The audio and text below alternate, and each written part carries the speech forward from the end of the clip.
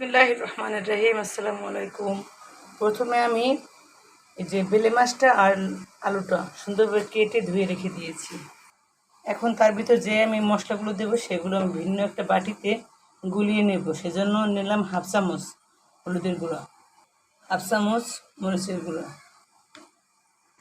রসুন বাটা হাফ চামচ, বাটা পেঁয়াজ 2 টেবিল চামচ, জিরের গুঁড়ো হাফ চামচ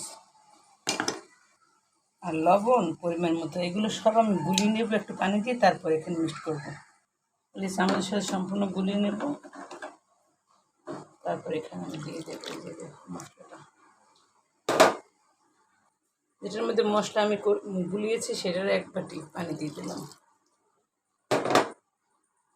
আর সয়াবিন তেল একদম সামান্য, কারণ আমার হাজব্যান্ডের কোলেস্ট্রল ধরা পড়েছে, ওকে তেল খেতে একদম নিষেধ করেছে। সেজন্য আমি 1 টেবিল চামচের মতো তেল দিয়ে দিয়েছি। আর চুলাটা আমি জ্বালিয়ে দিয়েছি। এখন দেবো ধনিয়া পাতা, নাগামরিচ আর কাঁচামরিচ। এগুলো দিয়ে আমি আমার একদম যখন ঝোলটা টেনে যাবে তখন অফ করে দেবো চুলাটা।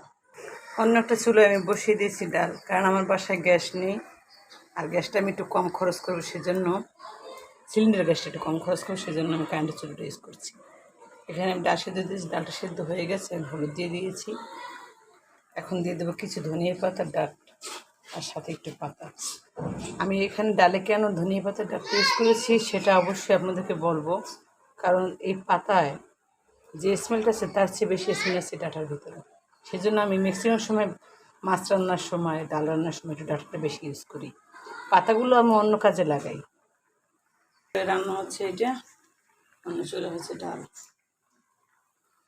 কত কষ্ট হচ্ছে বলতে পারি না।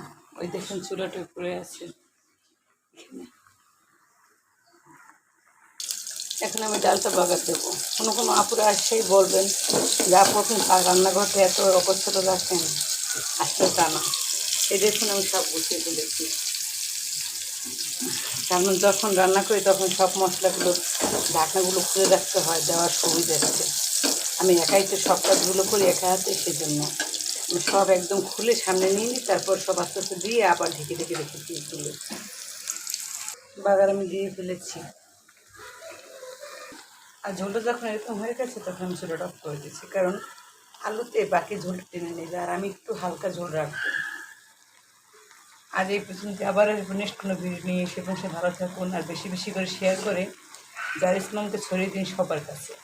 আপনাদের কাছে অনুরোধ, প্লিজ, আমার ওই চ্যানেল পূরণ হচ্ছে না, যারা স্টার দেন প্লিজ আপনারা আমাদেরকে সাহায্য করুন, কারণ আমার সম্পূর্ণ ভিডিওগুলো দেওয়া আছে, অনেক অনেক ভিডিওগুলো, যেগুলো আপনাদের সাহায্য না পেলে কবে যে ঠিক হবে আমার চেষ্টা আমি জানি না।